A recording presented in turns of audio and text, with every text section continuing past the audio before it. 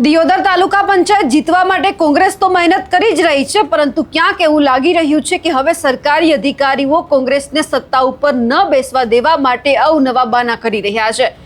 આજની તારીખે ચૂંટણી હતી, પરંતુ હવે ચૂંટણીનો સમય છે, બપોરે 3 વાગ્યાનો રાખવામાં આવ્યો છે અને બહાનું કાઢવામાં આવ્યું છે કે પ્રાંત અધિકારી બીમાર છે। પણ સવાલ એ થઈ રહ્યો છે કે જો પ્રસૂતા મહિલા પણ ચૂંટણી સમયે હાજર રહી શકતા હોય તો પછી પ્રાંત અધિકારી કેમ ગેરહાજર છે? આ સવાલ ઉઠાવ્યા છે કોંગ્રેસના નેતાઓએ। નમસ્કાર, આપ જોઈ રહ્યા છો નિર્ભય ન્યૂઝ અને હું છું આપની સાથે રિદ્ધિ। દિયોદર તાલુકા પંચાયત પહેલેથી જ ચર્ચામાં હતી, કારણ કે અહીંયા જે ભારતીય જનતા પાર્ટી છે એમના જે 10 ઉમેદવાર છે વિજેતા બન્યા હતા, 12 ઉમેદવાર છે એ કોંગ્રેસના જીત્યા હતા। એટલે આખું રિસોર્ટ પોલિટિક્સ છે તે રમવામાં આવ્યું કે કોંગ્રેસના કાર્યકર્તાઓને કોઈ ખેંચી ન જાય છેલ્લી ઘડીએ, એટલા માટે એમને ક્યાંક રાજસ્થાન લઈને જવામાં આવ્યા હતા। 2 દિવસ પહેલા ચૂંટણી હતી ત્યારે પણ કોંગ્રેસના તમામ જીતેલા ઉમેદવારોને ચૂંટણી સમયે હાજર રાખવામાં આવ્યા હતા, પરંતુ અહીંયા ભારતીય જનતા પાર્ટીના નેતાઓએ બબાલ કરી એટલા માટે ચૂંટણી છે મોકૂફ રાખવામાં આવી।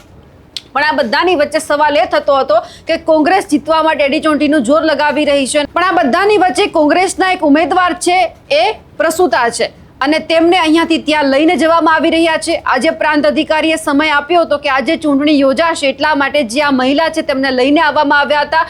જ્યારે મહિલા છે અત્યારે તેઓ ખાટલામાં સૂતા પણ છે, પણ સવાલ એ થઈ રહ્યો છે કે જો પ્રસૂતા પોતાનું દર્દ ભૂલી અને ચૂંટણી માટે આવી શકતા હોય, લોકશાહીનું પાલન કરી શકતા હોય, તો પછી પ્રાંત અધિકારીને આ ચૂંટણી કરવામાં વાંધો કેમ છે? કારણ કે આખી ચૂંટણી જ્યારે જાહેર કરવામાં આવી, કલેક્ટર 144ની કલમ પણ અહીંયા લગાવી દીધી અને કહી દેવામાં આવ્યું કે આજની તારીખે ચૂંટણી યોજાવાની છે, તો પછી પ્રાંત અધિકારી છે બહાનું કેમ કરી રહ્યા છે? ચાલો માન્યું પણ ખરા કે તે બીમાર હોય, પરંતુ આમનાથી વધારે પીડા તો એમની નહીં જ હોય। એટલે સવાલ છે કોંગ્રેસના કાર્યકર્તા અને તમામ ત્યાંના લોકો છે તે પણ કરી રહ્યા છે કે શું ખરેખર ભારતીય જનતા પાર્ટીને જીતાડવા માટે પ્રાંત અધિકારી છે સરકારના દબાવમાં આવ્યા પછી આ બધું કરી રહ્યા છે? અહીંયા સ્પષ્ટ દેખાઈ રહ્યું છે કે કોંગ્રેસની સત્તા આવી શકે એમ છે, તો પછી ભાજપ માટે આ કેમ મહેનત થઈ રહી છે? આ બધાની વચ્ચે જ્યારે અમારા એડિટર ગોપી ગાંગરે જે ગુલાબસિંહ રાજપૂત છે જિલ્લા પંચાયતના જે પ્રમુખ છે તેમની સાથે વાતચીત કરી છે, તેઓ શું કહી રહ્યા છે તે પણ સાંભળી લઈએ।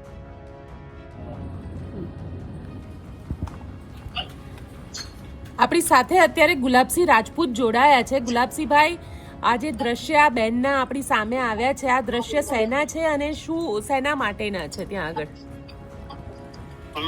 આ જે છે બેન, આજે એમને તાલુકા પંચાયતના સદસ્ય છે, એમને ડિલિવરી છે, ડેટ છે અને પહેલા 25 તારીખે ચૂંટણી હતી। ચૂંટણી 25 તારીખે રદ કરીને હવે આ 27 તારીખ આપે। 27 તારીખે પણ સવારના 11:30 વાગ્યાના બેન અહીંયા આવેલા છે, ડિલિવરીનું પેન છે, તેમ છતાં ચૂંટણી યોજી નહીં અને ચૂંટણી અધિકારી ફરતી 3 વાગ્યા સુધી મોકૂફ કરીને જતા રહ્યા છે। એટલે ક્યાંક જી ગુલાબસિંહભાઈ, સવાલ એ છે કે ચૂંટણી અધિકારી કેમ ચૂંટણી નથી કરાવી રહ્યા ત્યાં આગળ દિયોદર? અને સ્પષ્ટ બહુમતી છે, પણ છતાં સરકારના ભાજપના આગેવાનોના દબાવમાં 25 તારીખે પણ એમને રદ કરીને આજે પણ ફરતી ચૂંટણી અત્યારે 11:30 વાગ્યાની રદ કરીને જતા રહ્યા। જ્ઞાનીબેન ઠાકોર અમે બધા ભેગા થઈને કલેક્ટરને ગઈકાલે મળ્યા હતા કે તમે આ ચૂંટણી અધિકારી જે ન્યાયાધીશ કહેવાય, જો ન્યાયાધીશ ચોરી કરતો હોય તો એને બદલો નવા કોઈક ચૂંટણી અધિકારી આપો, પણ તેમ છતાં એમને ચૂંટણી અધિકારી બદલ્યા નહીં, એમના ઈ જ મૂક્યા અને અમને સવારના પણ એવી હતી શંકા કે ચૂંટણી અધિકારી હાજર નહીં રહે, ત્યારે પણ સવારના કલેક્ટરશ્રીને અમે ફોન કરીને જાણ કરી, પણ કે ના, કે ચૂંટણી અધિકારી બદલાશે નહીં ને એ હાજર રહેશે, ચૂંટણી કરાવશે કે એમને, અને એવું કઈ હશે તો અમે કહીશું। પણ સવારના 11:30 વાગે કે ચૂંટણી અધિકારી પાછા ના આવ્યા એટલે ફરતી કલેક્ટરને ફોન કર્યો તો કે હવે એમની તબિયત ખરાબ થઈ ગઈ છે, હવે 3 વાગ્યા સુધી ચૂંટણી મુલતવી, કે 3 વાગે જો એમની તબિયત સારી થશે તો ચૂંટણી યોજશે।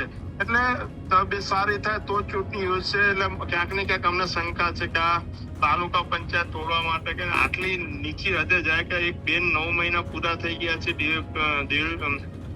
ડિલિવરીનું પેન છે, તેમ છતાં અહીંયા આજે એને ચૂંટણી માટે સભાખંડમાં રહેવું પડી રહ્યું છે। પણ ગુલાબસિંહભાઈ, તમને એવું લાગી રહ્યું છે કે ક્યાંક ને ક્યાંક આ આખું સિસ્ટમ અત્યારે એવી થઈ ગઈ છે કે બધાને જે વાસ્તવિક સ્થિતિ છે કે કોંગ્રેસ બહુમતમાં છે છતાં પણ નથી મળી રહ્યું અને અધિકારીઓ પણ સરકારના કહેવા ઉપર કામ કરી રહ્યા છે? આ પૂરેપૂરું આ ચૂંટણી અધિકારી પણ એ જ કામ કર્યું છે અને જિલ્લા કલેક્ટરને પણ આ બાબતે અમે રજૂઆત કરી, તેમ છતાં એમને ચૂંટણી અધિકારી નામ બદલે એ નહીં રાખ્યા ને અત્યારે સમય પર ચૂંટણી અધિકારી પણ નથી હાજર ને અમે કલેક્ટરને સવારના ફોન કરીએ છીએ તો કે તમે કોઈ નવા ચૂંટણી અધિકારી મૂકો, પણ એ પણ મૂકતા નથી કે એ આવીને કરાવશે. હવે એમની 3 વાગે તબિયત સુધરે તો ચૂંટણી કરાવે અને જેમ અત્યારે ખોટો નાટક તબિયત ખરાબ કરી એવું ને એવું કરે તો 3 વાગે પણ ચૂંટણી થવાની નથી. આ જે બેન છે બેનનું નામ શું છે અને બેન કયા આના ડેલિગેટ છે વિસ્તારના? બેન ઝાડા તાલુકા પંચાયતના સભ્ય કિંજલબેન ઠાકોર. જી ગુલાબસિંહભાઈ, અમારી સાથે જોડાવા માટે આપનો ખૂબ ખૂબ આભાર. આ વિડીયો તમે પણ જોયો અને તમે ગુલાબસિંહ રાજપૂતને પણ સાંભળ્યા કે અત્યારે તે સીધા જ આક્ષેપ કરી રહ્યા છે કે જો એક પ્રસૂતા છે આ ચૂંટણી માટે અહીંયા આવી શકતા હોય તો પછી પ્રાંત અધિકારીને અહીંયા આવવામાં શેનો વાંધો છે. એટલે સવાલ અત્યારે સરકાર ઉપર પણ ઊભા થઈ રહ્યા છે કે કેમ આ બધું થઈ રહ્યું છે. જો સરકારી છે અને સાથે સાથે જો સરકાર તરફથી આદેશ આપવામાં આવે તો પછી અધિકારી છે એમને ચૂંટણી કરવી પડે. આમની પહેલા પણ જે આ બહેન છે એમને અહીંયા લઈને આવવામાં આવ્યા હતા ત્યારે પણ ચૂંટણી યોજાઈ નહોતી. આજે ફરી એક વખત એમને લઈને આવવામાં આવ્યા છે. કોંગ્રેસના કાર્યકર્તા તો એવું કહી રહ્યા છે કે આ લોકોને ક્યાંક ઇલેક્શન કરવામાં રસ જ નથી, એટલા માટે પ્રાંત અધિકારી છે આવા બહાના કરી રહ્યું છે. હવે જોવાનું છે કે 3 વાગ્યાનો સમય આપવામાં આવ્યો છે, ઇલેક્શન થાય છે કે પછી ફરી એક વખત અહીંયા એક નવું જ પોલિટિક્સ છે તે ઊભું થાય છે. અમારા અહેવાલને લઈને આપનું શું માનવું છે કમેન્ટ કરીને ચોક્કસથી જણાવજો. સાથે જ અમારી નિર્ભય ન્યૂઝ ચેનલને લાઇક, શેર અને સબસ્ક્રાઇબ કરવાનું ભૂલશો નહીં. નમસ્કાર.